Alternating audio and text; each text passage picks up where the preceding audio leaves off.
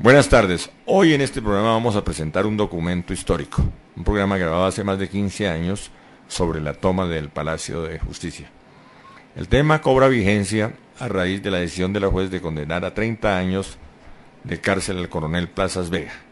Lo que intentamos es clarificar, dar más elementos de juicio a las nuevas generaciones para que entiendan y tengan una respuesta adecuada en torno a la pregunta ¿qué pasó en el Palacio de Justicia? Invitados, protagonistas de la historia, el coronel Plazas Vega, el doctor Eduardo Umaña Mendoza, que en paz descanse. Recordemos que el doctor Umaña Mendoza fue asesinado en abril de 1998, y el periodista Jairo Pulgarín. Lo que tratamos de hacer con este programa es dar más elementos para el juicio histórico, con la presencia de estos personajes. Recordamos, en ese entonces el coronel Plazas ocupaba el cargo de comandante de la Escuela de Caballería, el doctor Eduardo Umaña Mendoza como defensor de las víctimas del Palacio de Justicia, y el periodista Jairo Pulgarín vinculado a un importante medio de comunicación. Bueno, dejamos para ustedes este documento que ojalá sirva para conocer más, para entender más la historia de Colombia. Vamos a un breve corte comerciales y ya regresamos. Hoy en el gran debate con Adolfo Beck, un documento histórico, un programa grabado hace más de 15 años, la toma del Palacio de Justicia, con la presencia de personajes como el coronel Plazas Vega, el doctor Eduardo Umaña Mendoza y el periodista Jairo Pulgarín. Continuamos en el gran debate con Adolfo Beck en la presentación de este documento histórico, la toma del Palacio de Justicia. A propósito, Jairo, vamos con una ubicación no solo geográfica, histórica del tema. Yo quisiera, antes de entrar ya en materia con el coronel Plazas y con el doctor Eduardo Umaña, hacer una pequeña reubicación histórica. Aquí está un testimonio, La Justicia en Llamas. Ha traído un libro, el coronel Plazas, de Germán Hernández. Bueno, esto es una especie de recuento de lo que ocurrió en la trágica acción del Palacio de Justicia. ¿Cuántos libros se ha leído usted, coronel, de lo que se escribió sobre la toma del Palacio de Justicia? Unos 6 o 7 libros. ¿Cuál es el libro que usted más lo ha realmente conmovido? ¿Cuál es el libro que por lo menos lo ha dejado más impresionado? No, pues el libro que mejor recoge lo que sucedió en el Palacio de Justicia, pues prácticamente lo tengo aquí. En este momento no se consigue, no tuvo suficiente difusión, aun cuando es lo que ha debido tener la difusión adecuada. Explíqueme. Es un texto tomado del Diario Oficial del martes 17 de junio de 1986, que recoge el informe sobre el Holocausto del Palacio de Justicia y que fue escrito por los magistrados investigadores Jaime Serrano Rueda y Carlos Upegui Zapata. No es un libro que esté haciendo elucubraciones, es el resultado de una investigación que fue publicado y se agotó. En este momento no se consigue, lamentablemente. Yo sí sería partidario de que ese documento, ese diario oficial del martes 17 de junio, fuera publicado nuevamente para que los colombianos conozcan la verdad, por lo menos los resultados de una investigación que yo sí considero que fue exhaustiva, porque fueron 6 meses de trabajo juicioso del magistrado Jaime Serrano Rueda, del magistrado Carlos Upegui Zapata y de 10 jueces de la República escogidos por su idoneidad y sus calidades profesionales. Ese me gusta mucho. El libro de Germán Hernández me gusta también. Hay algunas imprecisiones, pero en términos generales es un libro que trae mucha información acertada. De modo que eso es lo que puedo decir con relación a textos alrededor de otro este libro, caso. Las dos tomas, del doctor Peña. Me encanta que haga esa pregunta. El libro de las dos tomas del doctor Manuel Vicente Peña Gómez recoge las comunicaciones que se efectuaron por aquellos que tenían medio de comunicación de de amplitud modulada y de single sideband, SSB. Este tipo de radiofrecuencias es perceptible por las estaciones de radioaficionados y alguien captó esas comunicaciones. Lamentablemente, para el caso particular mío, en ese libro se me da a mí el indicativo de arcano 5, indicativo que no era el mío. El indicativo mío, y está perfectamente claro en todas mis declaraciones y está en la investigación, era el de Azabache 6. Además, los vehículos blindados no se comunicaban por medio Motorola. Mi comunicación con el comandante de la brigada, que fue con la única persona con la cual yo hablé a través de radiocomunicación, fue por frecuencia modulada, en una gama de frecuencias que solamente utilizan las fuerzas militares, de modo que no pueden colocar mi nombre, ni Manuel Vicente Peña, ni nadie, como detectado por estaciones de radioaficionados, porque eso era imposible. Y no me gusta que se coloque mi nombre con el indicativo de Arcano 5, particularmente porque Arcano 5 está lanzando una serie de expresiones con las cuales yo no comulgo. Yo voy a hacer una observación simplemente de forma. Estamos hablando con el coronel Plazas, el coronel que estaba al comando del cascabel, el primer cascabel que rompe de los vehículos blindados. Era el comandante que estaba dirigiendo la operación desde los vehículos blindados. Perdón, Jairo. Ustedes, sí. Yo quiero hacer una interrupción. Vamos a hacer una ubicación histórica. Ustedes tres, usted, el doctor Maña, el coronel Plazas, fueron protagonistas importantes ese día. ¿Cuál es la ubicación histórica? Coronel Plazas, comandante de Escuela de Caballería. Jairo Pulgarín, director. En ese momento reportero del Noticiero Nacional. Doctor Eduardo Maña. Profesor y ejercicio profesional en el Palacio de Justicia. Usted estaba en ese momento en la Escuela de Caballería. Si hablamos de las 11 de la mañana del 6 de noviembre de 1985, yo estaba en el Ministerio de Defensa Nacional, le iba a presentar un documento de carácter deportivo al ministro de Defensa Nacional. Recibe la primera información sobre la toma. ¿En qué momento? La información la recibí aproximadamente a las 11:30 de la mañana. ¿En el Ministerio de Defensa? En el Ministerio de Defensa. ¿Qué le señalan?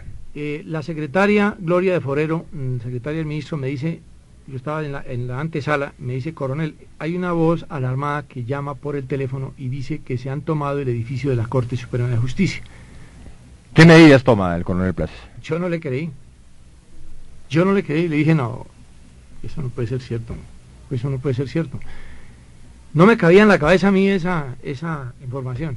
Entonces suena otro teléfono, ella cuelga un teléfono y está sonando el otro, y me dice: coronel, otra voz igualmente angustiada me está diciendo lo mismo, y se oyen los disparos por el teléfono. Cuando yo escuché eso, ya tomé una actitud diferente, y entró una tercera llamada telefónica que contestó. Además, las llamadas daban la información y se colgaban, pues ya era la situación terrible que se estaba viviendo dentro del Palacio. Entonces la tercera llamada, me dice Gloria de Forero: coronel, ¿qué hago? Hago la acotación de que el ministro estaba en una reunión muy importante, no recuerdo qué tipo. ¿Estamos hablando de qué ministro? Ministro de Defensa Nacional. Pero General Vega. Miguel Vega. Uy. Entonces la tercera llamada, Gloria me dice: coronel, es Clara de Castro, la esposa del ministro de Gobierno. Yo sabía que Clara de Castro estaba trabajando en la Corte Suprema, es decir, ahí ya era una funcionaria de la Corte. Claro. Entonces, en ese momento ya realmente me di cuenta que la cosa era en serio. Le dije: si es una llamada de Clara de Castro y es esa información, interrumpa al ministro. Dijo: pero es que la reunión es importante. Dije: esto es más importante, interrumpa al ministro. Ella entró, interrumpió la reunión, y yo mientras tanto cogí el radio y llamé al comandante de la Brigada de Institutos Militares, como se llamaba la unidad operativa de Bogotá en ese entonces, que era mi general Arias. El siguiente paso fue convencer a la persona que me contestaba en el radio, que era un oficial que trabajaba con mi general Arias, no recuerdo quién era, porque él no me quería pasar al general. Decía: no, es que mi general está dictando una conferencia y no ha terminado, yo no lo puedo interrumpir. Le dije: interrúmpalo, que la información es gravísima. Finalmente lo interrumpió, le di la información, mi general suspendió la conferencia, me dijo: desplácese a la Escuela de Caballería. Me dijo: ¿usted dónde está? Le dije: estoy en el Ministerio de Defensa. Desplácese a la Escuela de Caballería, liste los vehículos blindados. Y él empezó a dar sus órdenes por radio al resto de unidades. ¿Usted qué estaba haciendo, Jairo Pulgarín, en ese momento? No, en ese momento, cuando la toma del Palacio de Justicia, yo tenía la misión de hacer un reportaje especial sobre Senado, tal vez. Yo estaba ingresando al Capitolio Nacional cuando comenzaron los disparos. Inmediatamente nos regresamos, ni siquiera habíamos entrado al Capitolio, nos regresamos con los camarógrafos, nos apostamos sobre el Palacio Líbano, y desde ahí comenzamos a seguir parte de todo el proceso. Ya posteriormente, pues todos los periodistas se ubicaron y comenzamos a registrar el horror de lo que estaba ocurriendo en el interior. ¿El doctor Eduardo Maña estaba? Yo estaba en esos momentos haciendo una evaluación a estudiantes de la Universidad Externado de Colombia de Derecho Público, entonces me enteré muy rápidamente de las circunstancias, porque estaba en la universidad y la mayoría de mis compañeros del área de Derecho Público eran magistrados o consejeros de Estado que se comunicaron rápidamente con la rectoría, con Fernando Inestrosa. Entonces mi información surgió de allí, pero también surgió de que desde el externado se escuchaban esporádicamente disparos a esas horas en que estaba haciendo la evaluación. Yo recuerdo que yo interrumpí la evaluación como todo el mundo y de ahí comienza pues el desarrollo del holocausto que todos conocemos. Coronel Alfonso Plazas, ¿qué orden recibe usted del comandante de la brigada, concretamente? Bueno, la primera orden que recibí fue la de desplazarme con mis unidades blindadas al... ¿Cuántos tanques? Fueron 2 escuadrones. ¿Cada escuadrón lo conforman? Cada escuadrón eran 11 vehículos blindados, no los llevamos completos, llevamos aproximadamente 15 vehículos. Yo quiero decirle una cosa, puede que haya algunas imprecisiones en cifras porque ha pasado mucho tiempo y en horas. A veces a mí me preguntan, ¿cuál es la hora exacta que pasó tal cosa? Pues yo tengo una hora aproximada. Otra acotación que quiero anotar es la siguiente. Lo que yo he dicho en las diferentes investigaciones que se han realizado alrededor de los hechos del Palacio de Justicia es lo que a mí me consta, es aquello de lo cual yo puedo testificar. Cuando yo me presento, como en este caso, ante la opinión nacional, voy a decir no solamente lo que me consta, sino lo que yo escuché o lo que he leído. Es decir, aquí no voy a dar testimonios, sino, digamos, testimonios en lo que a mí me puedo yo decir que estuve presente, vi, oí, pero de resto yo voy a emitir opiniones, porque es que no quiero ser malinterpretado. Habrá algunos aspectos sobre los cuales ustedes me preguntan sobre los helicópteros, y yo no vi los helicópteros, yo estaba en el primer piso de los helicópteros. Vale la aclaración, y el doctor Eduardo Umaña Mendoza acepta esa aclaración, con su gesto la acepta. Claro, es apenas oído lo que dice el coronel, pero voy más allá. En mi caso, lo poco que yo pueda decir tiene que ver con mi actuación como parte civil desde el 7 de noviembre del 85 en el proceso penal hasta la fecha en lo contencioso y en Procuraduría, haciendo una observación simplemente informativa para mejorar este análisis, y es de que el informe del Tribunal Especial que señaló el coronel se da efectivamente más o menos 6 meses después, yo tampoco recuerdo fechas exactas, pero después de eso hay 9 años y medio más de investigaciones de carácter penal que permanecieron como reserva de sumario y que ya se pueden hablar porque hay resolución acusatoria. Entonces, que el desarrollo de la investigación penal la desconoce el coronel, porque en primer lugar, en el informe del Tribunal Especial se dio un enunciado parcial de la reserva de sumario por decreto de Belisario Betancur, no total. Luego de allí ya hay un límite de los 6 meses, y luego de los 6 meses hay 9 años y medio más de proceso hasta llegar a más de 70.000 folios en la investigación exclusivamente penal. Y ya vamos a seguir desarrollando esa parte que nos está planteando el doctor Eduardo Umaña Mendoza. Retomamos entonces el hilo de los acontecimientos con el coronel Alfonso Plazas Vega. ¿Qué orden recibe concretamente? Bueno, inicialmente la orden fue desplazarme al centro administrativo colombiano, de donde emanan todas las disposiciones y las decisiones más importantes de las 3 ramas del poder público y del poder eclesiástico. Y en primer lugar, colaborar con una tarea que tenía que cumplir también la Policía Militar, que era la de aislar esas edificaciones de particulares, por cuanto la situación era sumamente grave y se temía por la vida de las personas que como curiosos se pudieran aparecer por allí, y eso se hizo. Aparece usted en la Plaza de Bolívar con sus 2 escuadrones. Sí, antes de viajar a la Plaza de Bolívar yo pasé por el comando de la brigada y le manifesté al comandante de la brigada que allí tenía pues un vehículo con todos los medios de comunicación y lo puso a su disposición, y le pregunté si él quería que viajáramos al tiempo hacia la Plaza de Bolívar. Mi general Arias me dijo, no, yo me demoro un poco porque voy a esperar la decisión política. De modo que quienes señalan que el general Arias salió a la Plaza de Bolívar corriendo en forma precipitada están equivocados. Yo estoy seguro de que, porque fui testigo ahí, si es cierto en ese caso, y eso está perfectamente esclarecido, que el general Arias, cualquier determinación que tomó, la tomó después de recibir la decisión política a través de la cadena de mando. Adelantemos. Llega usted a la Plaza de Bolívar. Llegué a la Plaza de Bolívar. ¿Lo aplauden? En ese momento, cuando pasan los tanques, la multitud aplaude al ejército. Sí, porque había un estado de zozobra y la gente quería ver la presencia del Estado en el lugar de los acontecimientos. Pero la orden inicial era la de aislar. Sí, claro. Nada más. Y así se Llega usted a la plaza con esa orden. Cuando yo llegué a la Plaza de Bolívar ya habían llegado otros vehículos blindados, porque yo envié, mientras yo terminaba de dar las instrucciones, pues envié inicialmente un pelotón de vehículos blindados, o sea, 4 vehículos, para que fueran cumpliendo, fueran adelantándose y fueran cumpliendo la tarea que ya le manifesté de aislar.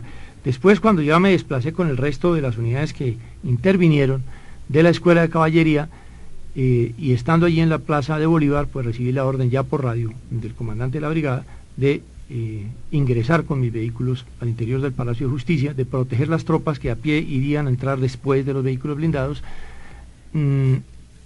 Naturalmente me hizo la advertencia del el temor que había de que pudiera estar minado el lugar por donde se iba a entrar, y además pues me dio la tarea desde el comienzo de que había necesidad de tratar de rescatar a los rehenes que están en manos del M-19. Sobre esa base del rescate de los rehenes se trabajó todo el tiempo. ¿Usted qué está observando en ese momento, Jairo Pulgarín?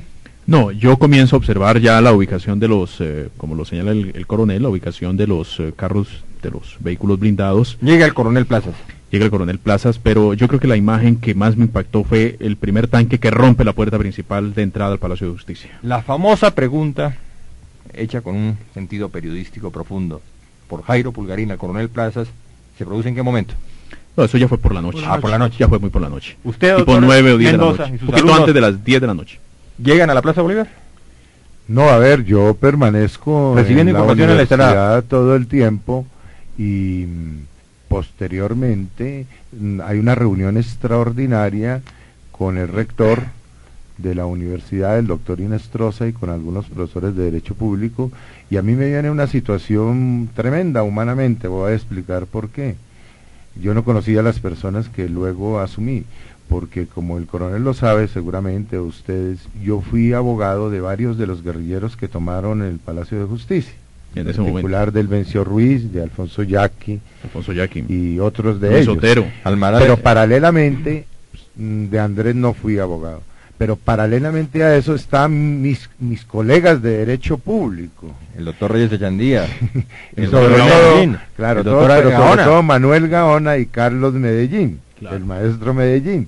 Y paralelamente a eso están mis amigos personales de algunos magistrados o abogados. O sea, a mí se me sumó humanamente una situación mental y psicológica de una carga muy profunda en la medida en que avanzaba el caso del Palacio, porque era toda una historia sintetizada en una tragedia.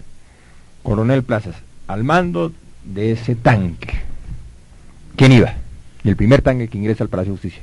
Iba el teniente Tamayo. ¿Y usted dónde se ubica en ese momento? Yo estaba en otro vehículo blindado que entró posteriormente. ¿Qué orden le da usted al teniente Tamayo? Pues la orden que le di fue ingresar al palacio. Había que tumbar la puerta, porque la puerta estaba cerrada, además estaba protegida por los guerrilleros, y teníamos el temor de que hubiera, como le digo, Que el campo estuviera minado. el campo estuviera minado. Y naturalmente que detrás de los vehículos blindados iban a entrar las tropas a pie, con el propósito de enfrentar la situación que nos había planteado el grupo guerrillero. ¿No recuerda usted la hora del ingreso del primer? Eso fue al mediodía, pero no hay precisión en la hora, no tengo precisión en la hora. 1 o 2 de la tarde más o menos. Sí. Ahora, coronel, ustedes ingresan entonces. Sí.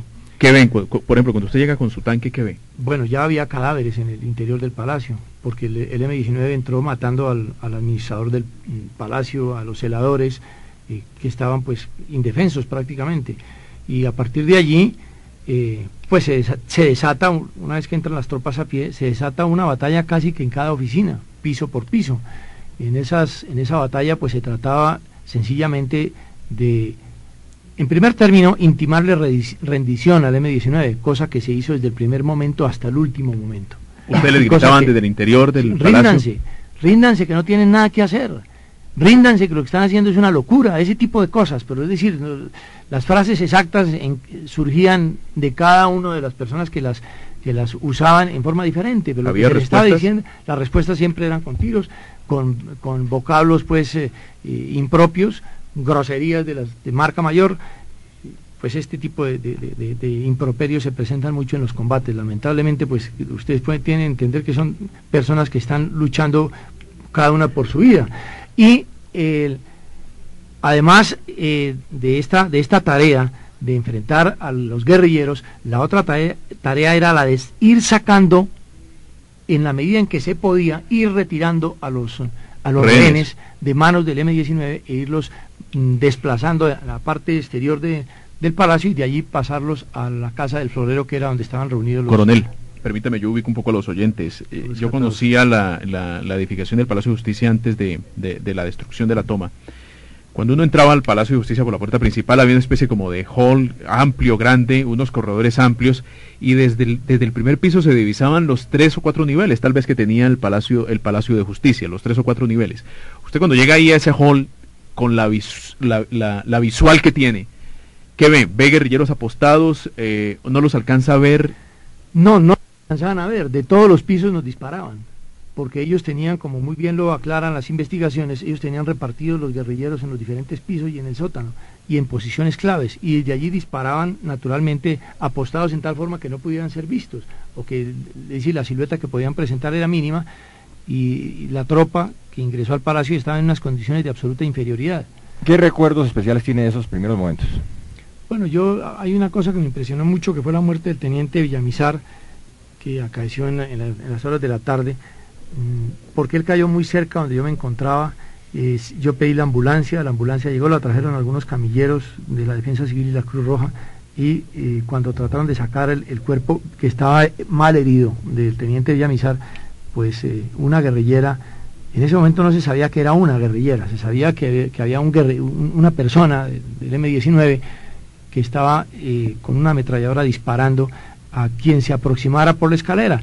Naturalmente la configuración de la escalera, como de cualquier escalera, permite a quienes se encuentran en la parte de arriba total visibilidad sobre la persona que va haciendo el ingreso. Además había una curva, digamos, cuando la persona trataba de subir la escalera, sencillamente recibía el fuego de la ametralladora, es decir, estaba muy bien ubicada, y allí nosotros pues sufrimos la baja del teniente Villamizar, sufrimos la baja del sargento Zavala, que también cayó cerca a él. También pedí camilla para Zavala salió herido, no murió, Villamizar no alcanzó a llegar vivo al hospital militar.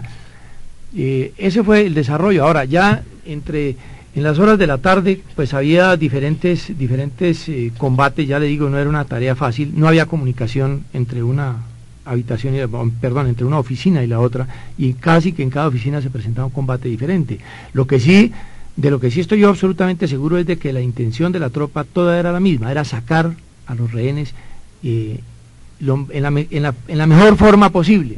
Alcanzaron ustedes en ese proceso, iban subiendo ustedes del primero al segundo, luego al tercero, y la Policía Nacional ingresó por la terraza para capturar el cuarto piso. Le fue muy mal porque la verdad que allí el acceso era muy difícil. Allí murió el capitán Talero y hubo algunos heridos y hubo muchas bajas de la fuerza pública. Cuando ustedes intentan subir del primero al segundo piso, ¿había solamente una escalera de acceso del primero al segundo? Sí, había en el lado oriental estaba la escalera por donde mataron a Villamizar, y por ahí era donde estábamos tratando de subir, y no se logró. ¿Y en qué momento ustedes logran, digamos, romper ese bloqueo que tenía la guerrilla sobre ese primer piso?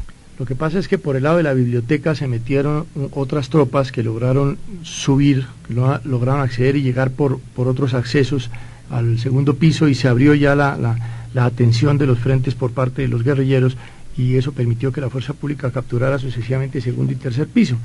Pero, es decir, ya el relato detallado de cada uno de estos acontecimientos, pues es muy difícil, porque, como le digo, en cada oficina había un combate diferente. Los guerrilleros se fueron replegando cada vez más sí. hacia arriba. Hacia arriba, sí.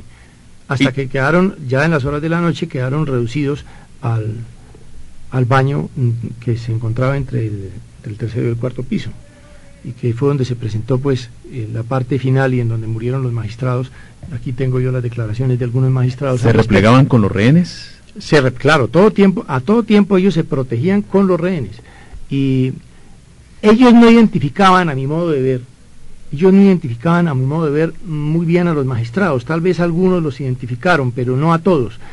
Esto lo deduzco yo de las declaraciones del magistrado Tapia Rocha, en donde pues cuando los meten al baño les dicen que los magistrados pasen a la primera fila, y algunos pues tratan de no hacerlo, porque pues no eran totalmente reconocidos por los guerrilleros, de modo que allí ya se presenta pues la parte central del holocausto. Yo quiero darle lectura a esta declaración del magistrado Tapia Rocha, que aparece pues en esta investigación. El coronel Plaza está retomando el diario oficial del martes 17 de junio del 86. Es una recopilación, la versión que dio la primera investigación oficial del gobierno sobre la toma del Palacio de Justicia. El magistrado Hernando Tapia Rocha cuenta que, comillas, nos ordenaron colocarnos enfrente de ellos, habiéndose situado los guerrilleros contra los orinales del baño.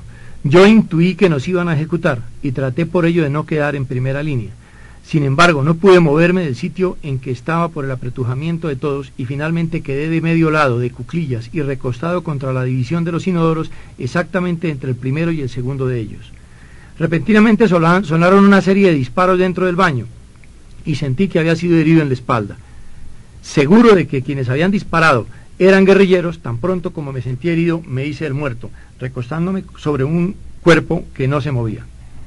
Permanecí allí algunos instantes y enseguida logré arrastrarme hasta el compartimento correspondiente al primer inodoro. Voy a señalar también aquí lo que dice Ana Inés Rodríguez, empleada de la sección segunda del Consejo de Estado. La gente le pregunta a uno que si fue el ejército o fueron los guerrilleros los que nos dispararon, y la respuesta mía fue que el ejército no nos disparó directamente, porque en el baño habían era guerrilleros y no ejército, y cuando nos sacaron fueron los guerrilleros los que nos sacaron. Yo al ejército lo vine a ver cuando estábamos en el cuarto piso. Con la venia suya, coronel. Doctor Umaña, ¿qué versión tiene usted de esos primeros momentos? A ver, esto es muy complejo y muy largo, repito, porque el coronel no, pero quiero advertir esto porque esto es un tema de mucha trascendencia y como el coronel ha dicho, esto necesita ser muy pausado y muy objetivo. El coronel tiene una información que llega hasta ese mes. Yo tengo una información que llega hasta hoy.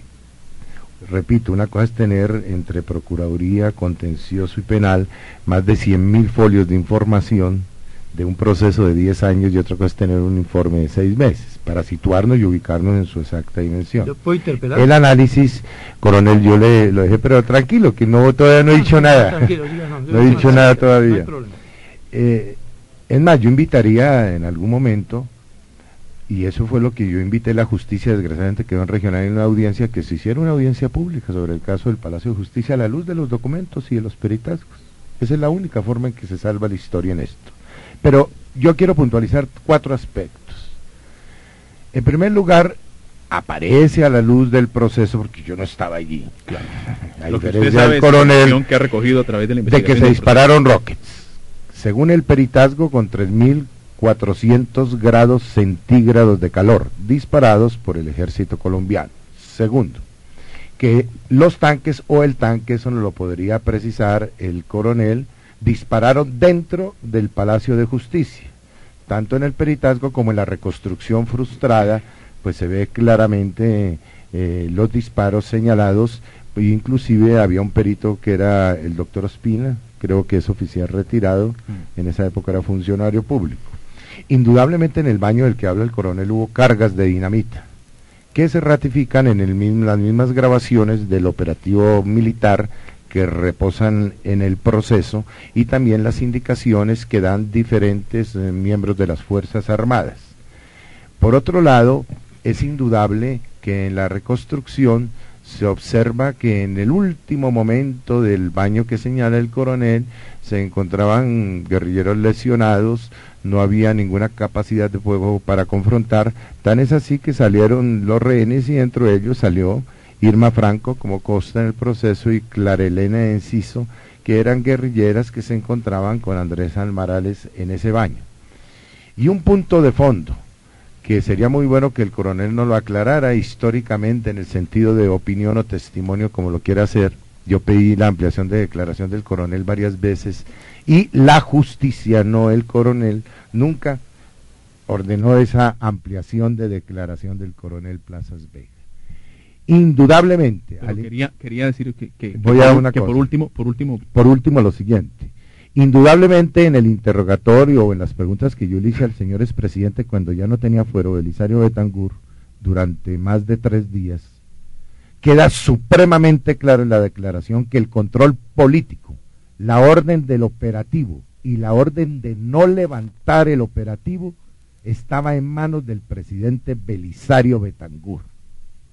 Lo que él como constante plantea es que la parte militar, la ejecución militar, está bajo la responsabilidad en su orden jerárquico del ministro de Defensa, del general Eras Cabrales, y de ahí para allá la oficialidad superior, inferior y suboficiales, etcétera. Pero el control político, él siempre decía, yo di la orden, nunca la suspendí, con la finalidad de salvar los rehenes y rescatar el palacio, etcétera. Pero él siempre tuvo, desde el primer minuto hasta el último, el control político y la posibilidad de diálogo que se dio en determinados momentos, compártalo o no las Fuerzas Armadas en ese preciso momento, fueron omitidas por el presidente Belisario Betancur. El coronel Plazas quiere hacer unas observaciones, unos apuntes, unas anotaciones a propósito de lo que acaba de decir el doctor Eduardo Umaña Mendoza. Permítanme, vamos a una pausa muy rápida y ya regresamos con las observaciones que quiere hacer el coronel Plazas en este programa en el que nosotros estamos abogando fundamentalmente por la reconciliación nacional.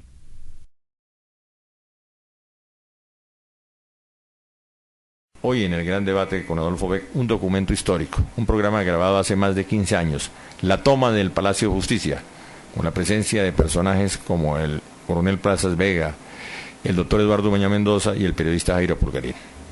Muy bien, la segunda parte. Quedamos entonces en línea con el señor coronel Alfonso Plazas Vega, quien fue uno de los oficiales que estuvo al frente de la operación de rescate del Palacio de Justicia. Sí, a mí lo que no me convence mucho es que se trate de evaluar el resultado de la investigación que se hizo en los primeros 6 meses. Por el contrario, a mí me da mucho temor que esta investigación haya podido ser manejada posteriormente con otros intereses. No se le olvide, doctor Umaña, que a partir del momento en que el M-19 cumple el proceso de reinserción, el gobierno nacional le da acceso a los estrados judiciales y nosotros tenemos representantes del M-19 o personas que militaron o fueron por lo menos simpatizantes del M-19 en los más altos niveles de la Administración de la Justicia colombiana. Empecemos por el vicefiscal, que merece todo mi respeto. Entonces, a mí, pues lo que no me agrada mucho es que se trate de evaluar una investigación que se hizo en forma inicial, original, y en donde las declaraciones tuvieron una espontaneidad indiscutible. Estamos hablando de la primera investigación. Estamos hablando de las investigaciones. La que se produjo 6 meses después. La investigación que inició en el momento en que terminaron los hechos luctuosos del Palacio de Justicia y que terminó 6 meses después con un informe de personas supremamente serias y una investigación muy seria que se hizo. Esa es la primera acotación que yo hago. Quería hacer una segunda acotación. Yo valoro las observaciones del doctor Eduardo Umaña, porque pienso que de todos modos cualquier investigación que se haga posterior a esta sirve para aclarar, pero que no sirve para ir a demeritar lo que se hizo en la primera parte. Un paréntesis, doctor Umaña. Sí, es válido lo que usted dice en cuanto a que no se puede demeritar esa, pero es que desde dentro de esa lo que pasa es que la reserva de sumario fue parcial y no sale lo de fondo que planteé. Es dentro de esa investigación de los primeros 6 meses, en honor a la verdad, donde aparece lo de los rockets, lo del disparo de los tanques, lo de las cargas de dinamita y los testimonios que por decreto no se autorizó sacar a la luz pública. Y yo como abogado de parte civil no podía informar, primero porque soy un simple abogado, y en segundo lugar porque era reserva de sumario para mí. Entonces lo que yo acabo de afirmar está dentro de la investigación de los primeros 6 meses. Por sustracción de materia la discusión termina, pero hay un punto importante. En la investigación posterior, 9 años y medio, esto pasó en muchas manos, coronel, jueces, superiores, criminales, especializados, hasta llegar desgraciadamente a la justicia regional, cuando esto se ha debido hacer una audiencia pública. Y allí, la única parte que pidió pruebas en el último periodo, exceptuando el Ministerio Público, fui yo. Ya los funcionarios que se encontraban en sus respectivas instancias fueron jueces superiores, jueces de instrucción, jueces regionales de los cuales desconozco yo los nombres, inclusive hasta llegar al actual, que yo no tengo ni idea siquiera si es juez o jueza. Luego esa parte no tiene un perfil ideológico tan marcado como cree el coronel. Coronel, continuemos. Sí. Respuestas concretas, coronel, para unas preguntas concretas del doctor Umaña. Durante- Habló de lo de las cargas de dinamita. En el proceso de la investigación, tanto las unidades investigadoras, los investigadores penales, como la Procuraduría, como el Ministerio Público, hicieron las pruebas balísticas necesarias en los polígonos correspondientes y se dispararon absolutamente todas las armas que utilizó el ejército. Es muy fácil determinar cuáles son las armas que utiliza la fuerza pública. Si en un combate entre guerrilleros y fuerza pública se quiere determinar qué armas utilizó cada una de las partes, es muy fácil determinar, y quiénes eran los combatientes, por ejemplo, de cada una de las partes, es muy fácil determinar quiénes eran los que estaban en el ejército, porque eso está todo perfectamente oficializado. Se saben los nombres de las personas, qué armas tienen, qué municiones tienen, cuál es la capacidad, etcétera. Diferente sucede con los guerrilleros. Los guerrilleros, pues no se sabe quiénes son, cuántos son, no se sabe con precisión qué armas utilizan, y es muy difícil hacer el cotejo de las armas utilizadas por los grupos armados. ¿Por qué dice usted que no está de acuerdo? En cuanto a las Un paréntesis nada más, Sí. coronel Plazas. Para En que el usted guíe proceso aparece todo lo contrario de lo que Eduardo dice el Maña. coronel. Lo único que aparece no es el peritazgo sobre las armas del ejército, sino sobre las armas de los guerrilleros. Y como supuestamente todos fueron muertos, supuestamente, o incautaron todas las armas porque fue la fuerza, digamos, derrotada, hay un peritazgo en el proceso penal, en donde aparece que, por ejemplo, en las municiones o vainillas alojadas en los cadáveres, ejemplo que me acuerdo ahorita de Erazo Murcia, del doctor Reyes Echandía, que correspondían a una 7 milímetros, dice algo así, su ametralladora calibre uso, se practicó el peritazgo con las armas de los guerrilleros incautadas, que eran todas, porque fueron derrotados, y se dijo, con esas armas no fueron disparadas esas municiones o esas vainillas. En cambio, cuando se iba a hacer, como establece el coronel con precisión, que estaban los nombres de los soldados, las armas, los cargos, etcétera, cuando se iba a hacer ese peritazgo nunca se hizo en el proceso penal. Conclusión, en el proceso aparece totalmente una situación antagónica a lo que dice el coronel y la procuraduría. Hay peritazgo de las armas de los guerrilleros, no hay peritazgo de las armas del Ejército Nacional. ¿Usted Gravísimo lo comparte que me esa está usted diciendo. afirmación? Gravísimo lo que me está usted diciendo. Y gravísimo por esto. ¿Dónde están las pruebas de los peritazgos que en efecto se hicieron? Si es que a los peritazgos no iba una persona. En lo del polígono de la Escuela de Caballería yo asistí por lo menos 3 veces a peritazgos en donde había por lo menos 10 personas presentes allí. Miembros de la Procuraduría, miembros de la rama jurisdiccional, estaban miembros de la fuerza pública, están todos los soldados que accionaron una por una las armas. Se disparó contra todo tipo de objetivos. Se disparó, por ejemplo, contra galones de gasolina conteniendo la gasolina, contra papel, contra todas las posibles, digamos, repercusiones que pudiera tener el efecto de las armas de las instituciones armadas. Si eso no aparece, me pone otra vez a mí a pensar muy delgadito sobre esa investigación, porque cómo así que se hacen unos peritazgos que no se registran perdón, doctor Umaña. esto fue en los primeros 6 meses con tribunal.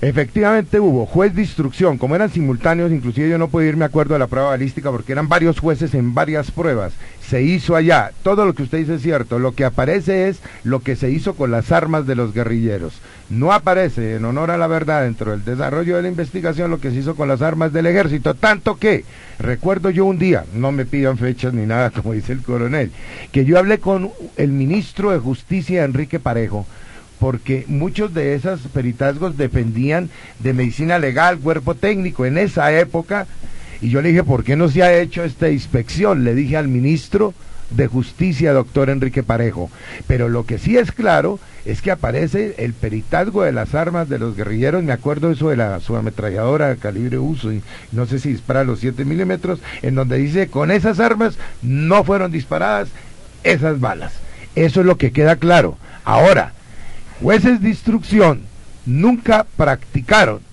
como no se pudo terminar la reconstrucción del Palacio de Justicia, coronel, que usted no conoce, años después, porque en plena reconstrucción, el Rambo, entre comillas, señor Sarria, que estaba en el desarrollo, fue amenazado, según él, por un funcionario de las Fuerzas Armadas, según él, por un miembro del ejército que estaba dentro de la reconstrucción, que no tenía por qué estar, y se impidió a tal grado que tuvimos que salir de la reconstrucción del Palacio de Justicia con petición al procurador cuando tenía policía judicial que mandó una protección armada para terminar la reconstrucción del palacio. ¿A usted le queda claro, coronel? No, que me va a quedar claro. Perdóneme, más bien le aclaro.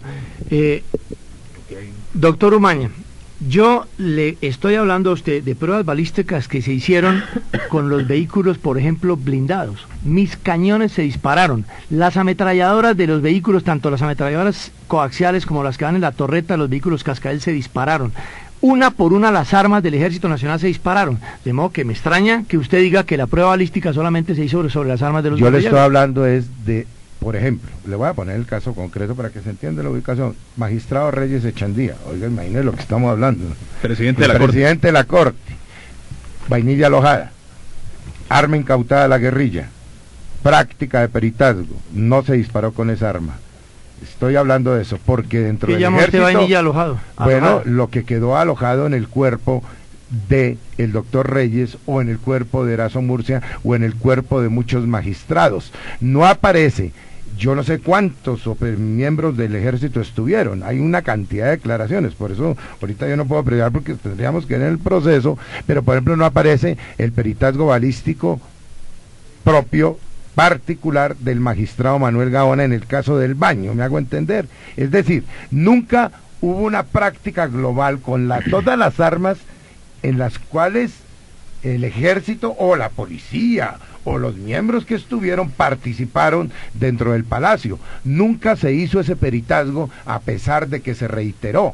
No, pero un momentico, es que Hable con la el falta de plazo. información en el tema que nos ocupa es evidente cuando usted dice que hay vainillas alojadas. Es que las vainillas cuando se dispara un arma quedan en el alojamiento del arma. No, la vainilla, usted me entiende muy bien, tengo un lapsus, y lo que queda dentro del cuerpo de un cadáver. Proyectil. El Estamos proyectil. hablando entonces del Entonces, proyectil. estoy hablando desde el proyectil. Sobra decir que yo estoy hablando del proyectil alejado en el cadáver. Bueno, coronel. yo sí le estoy hablando, yo sí, ya que estamos hablando de pruebas técnicas, yo sí le estoy diciendo lo que se hizo. Se hicieron pruebas técnicas de carácter balístico, de carácter oplológico, sobre diferentes blancos, y las hicieron los jueces investigadores y las hizo la Procuraduría, de modo que no entiendo yo por qué se está afirmando eso. Ahora, yo estoy tratando aquí de que se aclare a la opinión pública la realidad de los hechos.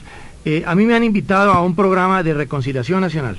Ahora, si lo que yo necesito es controvertir las tesis de la defensa de...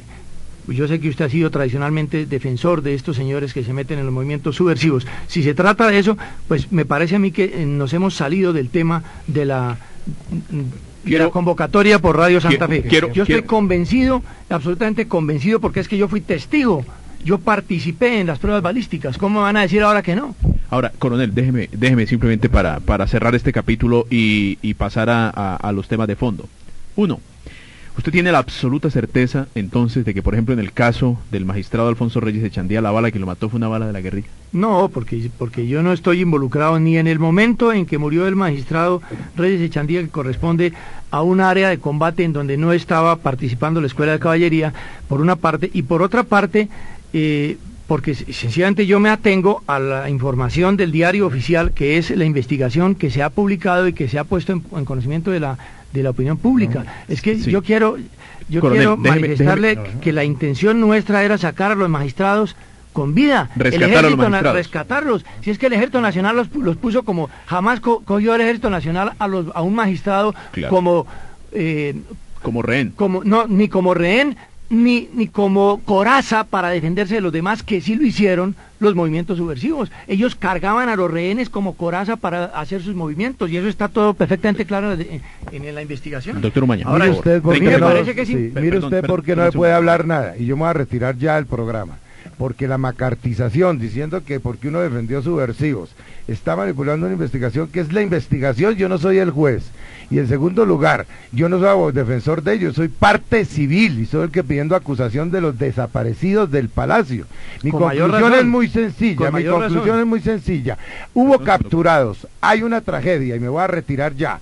de los desaparecidos del Palacio de Justicia. Coronel Plaza, ¿dónde están las personas capturadas y desaparecidas hasta el día de hoy, donde hay plena prueba dentro de los procesos penales? Muchas gracias, señores periodistas, muchas gracias, coronel, que esté muy bien. Perdón, doctor Umaña, perdón, que el coronel usted me está haciendo una pregunta y tengo que responderla. El coronel va a responder. Reconciliación nacional y por... Un segundito. coronel me diga que porque defendí subversivos, no, ya estoy cansado de eso porque no el se puede doctor hablar Umaña, nada. Regáleme un minuto nada más. Eso no es Coronel, le acaba de... Yo no soy parte. ¿Yo cuál reconciliación si yo ni soy guerrillero ni soy ejército? Yo soy un Doctor simple Umaña, abogado. Doctor Umaña, regáleme un minuto nada más. Coronel, ¿qué le puede usted responder a la pregunta del doctor Umaña para cerrar Irma Franco, este por punto? ejemplo. Bueno, yo no quiero tocar el tema de los desaparecidos por una razón muy sencilla, porque eso está todavía en el proceso de investigación. Yo no estoy ni tengo siquiera tangencialmente nada que ver con el proceso de manejo de detenidos, pero de todos modos tendría que volverme otra vez a referir a la investigación del Diario Oficial que ahora, siendo una investigación oficial por 2 magistrados de la calidad que estoy presentando y que fueron escogidos en su oportunidad por la idoneidad, y los jueces investigadores que trabajaron durante 6 meses. Estamos hablando de la ex procuradora Jaime Serrano y del doctor Carlos Upegui Zapata. Son personas que el país las conoce, que toda la rama jurisdiccional las conoce. Por favor, creámosle a la investigación. No podemos ahora tratar de desvirtuar las cosas con propósitos diferentes. Yo no puedo darle respuesta al tema de los desaparecidos porque no tengo nada que ver allí, porque la investigación está abierta. Y mi tema es si dispararon el cañón de los tanques dentro del palacio, y mi tema es si se volaron con dinamita del baño, y mi tema es si hubo rocket, y mi tema es si Irma Franco dentro de esa investigación fue capturada o no. Esos son mis temas. El tema político de la subversión, pero coronel, yo quiero que usted haga una rectificación pública porque usted está incitando a cosas muy graves. De que porque yo soy defensor de los subversivos, estoy fijando estos puntos, cuando estos puntos los fijó fue el proceso penal y no eso, porque entre otras cosas yo no tengo nada que ver con la guerrilla. El problema fue entre ustedes, ejército y guerrilla. Yo soy un abogado que está buscando problema no fue entre personas ejército y capturados y desaparecidos. El problema no fue entre ejército y guerrilla, doctor Umaña. Me da mucha pena. Si usted no lo ha entendido, el problema fue entre el gobierno nacional legítimamente constituido y la subversión armada. Yo mismo le dije, en honor a la verdad, y precisamente con la altura que me corresponde, y no con la macartización que se hace, que fue el presidente de la República quien siempre manejó el problema político del Palacio. Pero no podemos reducir a preguntas concretas todo con lo que me pasó en días pasados en otro programa aquí, de que como yo soy defensor de subversivos, entre otras cosas porque es una macartización, porque no se puede de antemano condenar gente que se está defendiendo, ni es el tema, ni me corresponde. Mi interés es, vuelvo y pregunto ante la opinión pública, ¿dónde están los capturados hoy? 7 de noviembre de 1995, que es mi actuación durante 10 años como parte civil. Esa es mi pregunta concreta para donde yo iba. Gracias. Coronel, perdóneme, doctor Umaña, déjenme simplemente hacer una acotación final porque queremos tranquilizar los ánimos y simplemente a la luz de la serenidad que pueden dar 10 años de esta tragedia, tratar de auscultar cosas que nos ayuden simplemente a tener más elementos de juicio sobre la toma del Palacio de Justicia. Coronel, ¿hubo capturados? No lo sé, es que yo no quiero meterme en el tema del manejo de los detenidos porque eso no estaba dentro de mi resorte, pero yo parto de una base conceptual elemental, y era que la intención de la fuerza pública era en todo momento defender la vida de los rehenes. A mí me parece muy triste para el país que detrás del tema de los desaparecidos esté precisamente intereses de carácter político contrarios al Estado colombiano. Porque es que lamentablemente tiene unos brazos bien largos la subversión armada. Y entonces encuentra uno que personas que podían estar buscando dentro del propio Estado la aclaración de lo que sucedió, a sabiendas de que el Estado lo que buscaba era la defensa de la vida de sus familiares, estén en este momento amparados en personas de... Bueno, coronel, no diga los nombres de quienes, detrás de quién está parada la subversión en el caso del Palacio. Diga los nombres de los que están diciendo eso. Dígalo públicamente, por favor, coronel, porque si no es una calumnia. De los nombres y los apellidos, así como hace preguntas concretas uno. Detrás de esta investigación, ¿qué es lo que hay? ¿Quiénes son las personas que están amparadas dentro de este proceso penal? Dígalo, por favor, coronel, para que la opinión pública lo conozca. De nombres y de apellidos. Y sustente por qué. No, es que yo no tengo el conocimiento de ese tema. No afirme, coronel. No, pues no, la pregunta se la hago yo a usted más bien. La pregunta se la hago yo a usted más Yo te bien. la ¿Cómo se respondo. explica usted? No, pero ¿cómo va a hacer Disculpe una la pregunta de lo que investigación. usted afirmó, coronel? Usted acaba de afirmar unas cosas. Le solicito a los periodistas que están coordinando que el coronel responda lo que acaba de afirmar. Punto, eso es todo. Y yo aquí no vengo No, yo a un creo- problema político porque yo ni soy Estado, ni soy guerrilla, ni soy organismo de nada. Yo soy simplemente un abogado que me invitaron para una cosa normal, pero como se plantean tesis ante la opinión pública, tácitas, pues que sean expresas y que se diga quiénes son esas personas, nombres, apellidos y por qué. No, Punto es que final. en el momento en que se tengan los nombres, tenga usted la absoluta seguridad de que procederé a hacer la denuncia penal correspondiente. Lo que pasa es que la subversión se maneja a través de temas muy oscuros, a través de movimientos muy oscuros, muy sutiles, que lamentablemente el mismo país no entiende, y por eso estamos viviendo el estado de confusión en que nos encontramos. ¿Pero eso qué tiene que ver con el debate, coronel? ¿No? Salvo Pues, que alguno de los cuatro que estemos aquí tenga que ver con eso. Claro. Pero precisar eso. usted es el que está precisemos. planteando las cosas. No, Usted está o sea haciendo que lo unas que yo planteo, acusaciones. que el tanque disparó dentro del palacio, que hubo una carga de dinamita en el baño, que hay capturados en el caso del palacio desaparecidos, que se ingresó con tanques dentro del palacio, que se dispararon rockets según el peritazgo con 3.400 grados centígrados de calor.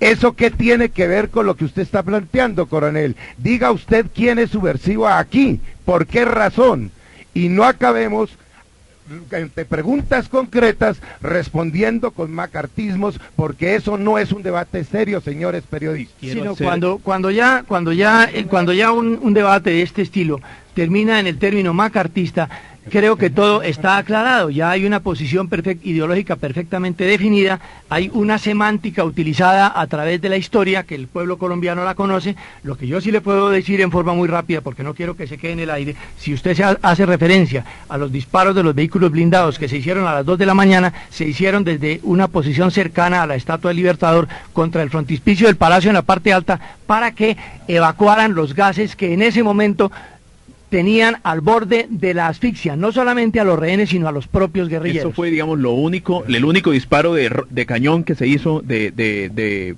tanque que se hizo en el palacio.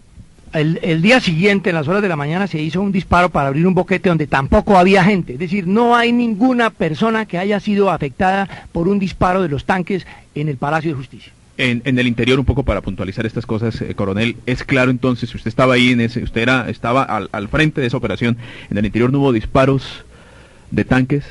En el primer día no, en el segundo día se hizo un disparo con el propósito de abrir un boquete que se necesitaba. No tengo la precisión del lugar en este momento, pero eso está en la investigación y está perfectamente claro que no ocasionó ningún tipo de lesión a persona alguna. Usted ya nos aclaró, usted no tiene conocimiento sobre capturados, usted sobre ese tema no sabe. Segundo, no sabe tampoco, coronel, sobre dinamita que se hubiera hecho detonar dentro del No, palacio. claro, porque la oí.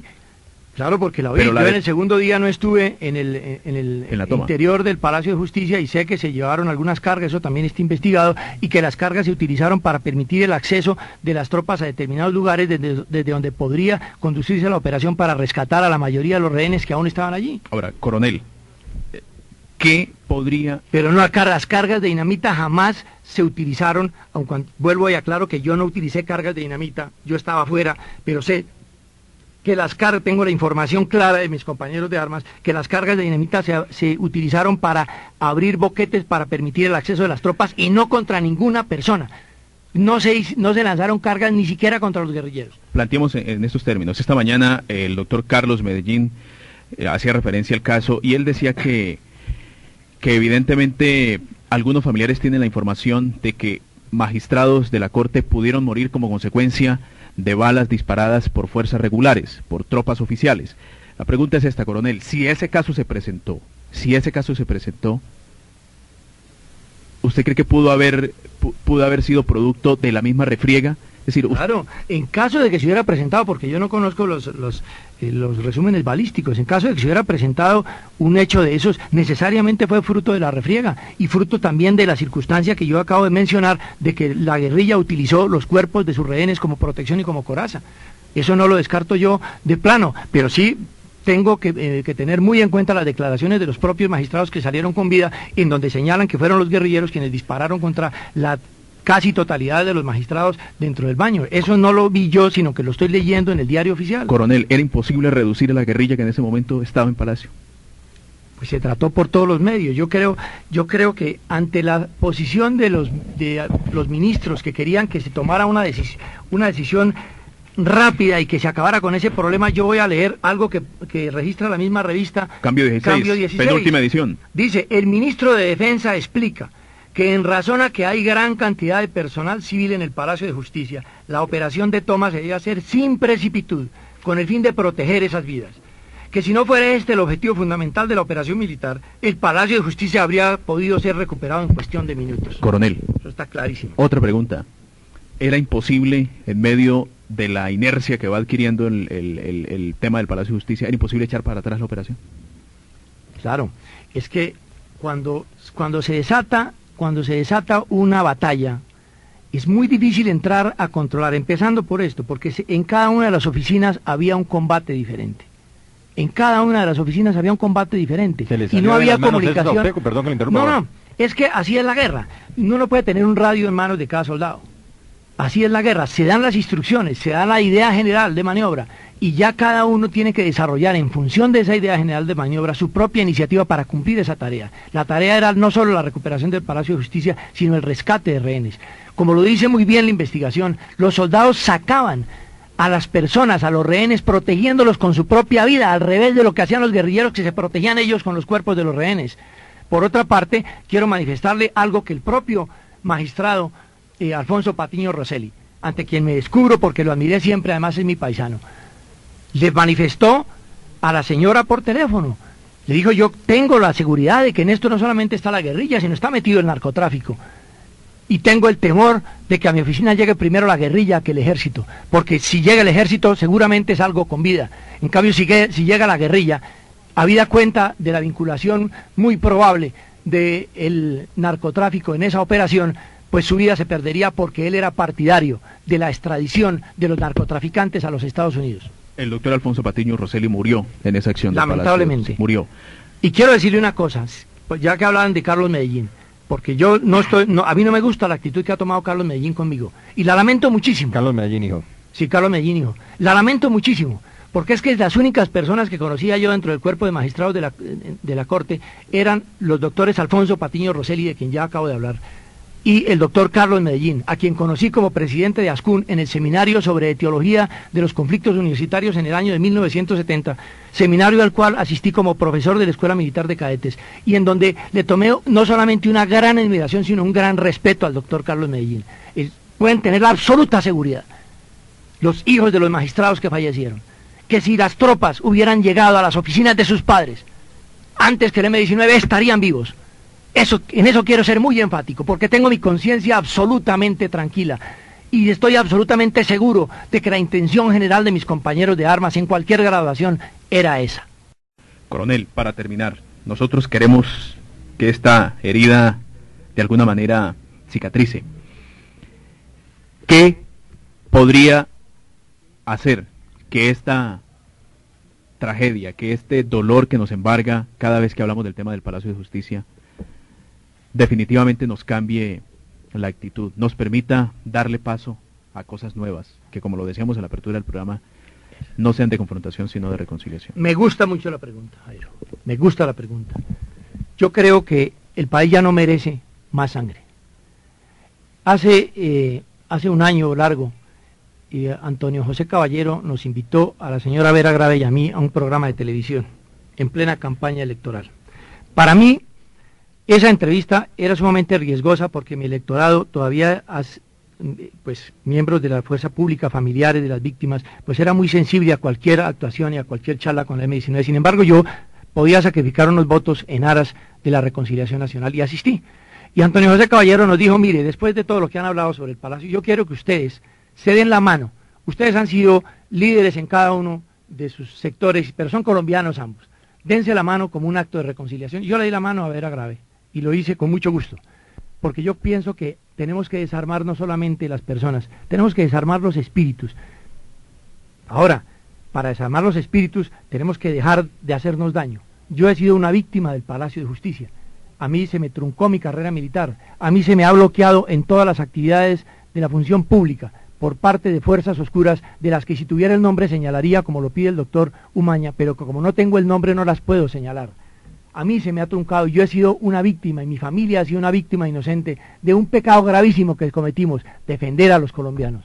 La misma pregunta para usted, doctor Umaña. ¿Qué debemos hacer los colombianos No, para mire, encontrar la reconciliación? Yo veo que el coronel es muy claro en las palabras y en el sentimiento, pero yo sí no, yo ya estoy cansado de palabras y de sentimiento. Yo veo que la realidad del país es otra, que mientras esto no cambie realmente en fenómeno social, económico y político, llegue nueva gente, nuevas ideas, lo demás se queda en palabras. No es que ese sentimiento no sea válido, es que el problema de los sentimientos es cuando se convierten en realidades. Y fíjese usted, para cerrar, porque es el tema del palacio, los familiares que defiendo, que son los empleados de la cafetería, los visitantes esporádicos, la gente humilde, pues todavía siguen buscando a sus hijos, a sus hijas.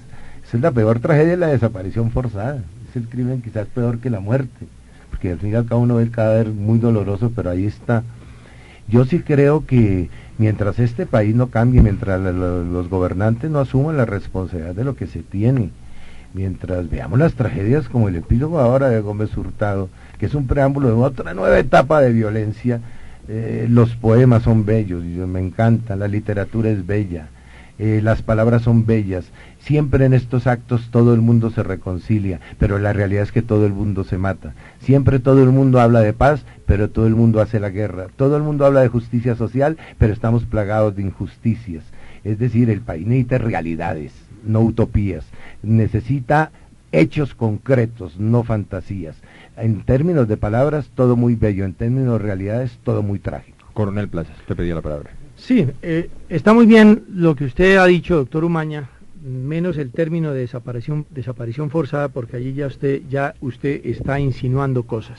Me parece injusto mencionar estoy insinuando, estoy afirmando que Irma Franco fue capturada y desaparecida por autoridades del Estado colombiano. ¿Usted tiene las pruebas? Sí, hay plenas pruebas, lo dice la Procuraduría General, concluyentemente, por eso ordena la destitución del coronel Edilberto Sánchez como jefe del B2, y también la jurisdicción contenciosa administrativa de que ella sale del palacio, es llevada a la Casa del Florero y sacado por fuerzas del Estado a lugar desconocido hasta la fecha. Entonces hablo con fundamento, en la Procuraduría General, en el mismo informe que tiene usted del Diario Oficial, del proceso penal y de la jurisdicción contencioso administrativa, coronel. Mire, doctor Umaña, el mayor interés de los miembros de la Fuerza